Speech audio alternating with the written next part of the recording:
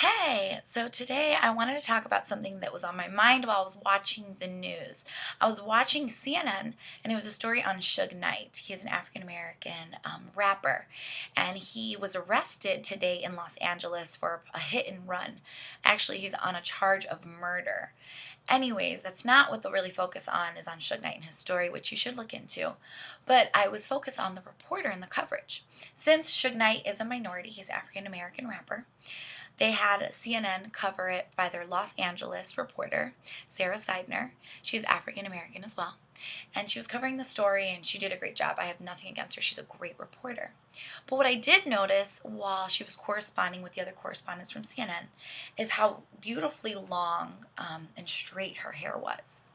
And I noticed she kind of had her head tilted and she kept going like this to flip it to the side. And it reminded me of me as a curly haired person when I straighten my hair.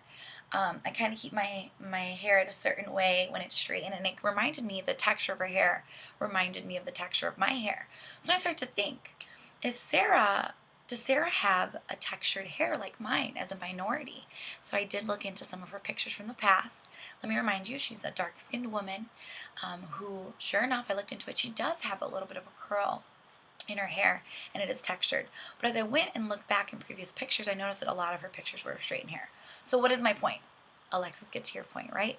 The point of what I'm looking at is that minorities in the media really aren't equally represented.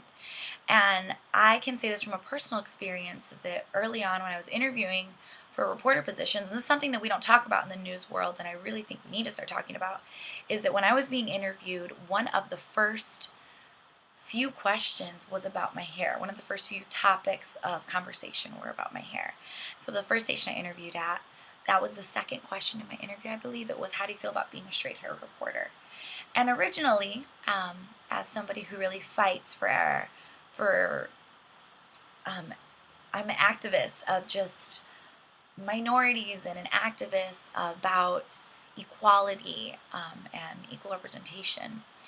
My response was, in terms of my hair, was that I think minorities should be equally represented. And this is because my hair is curly.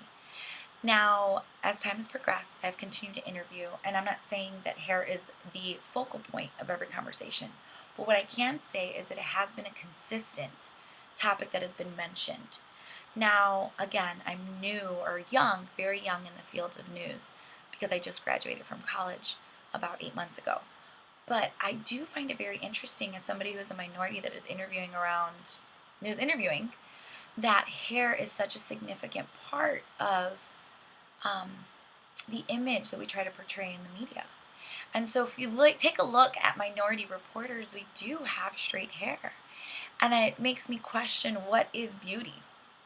In media, do we only think that beauty comes from a symmetrical or just perfect straight-haired look? And I guess what appeals to me about news, or what appeals to the fact that we're having a human report on human things in the world, is that it should be relatable. It should be somebody that we can relate to. And I wonder, minorities, are we feeling relatable? Do we feel like there's someone on the news that can relate to us? Because I'll tell you what, as somebody that looks the way I do, I can't think of many reporters that look like me. And it's been really difficult to interview, and hair be a reason why I feel like I may not be getting hired.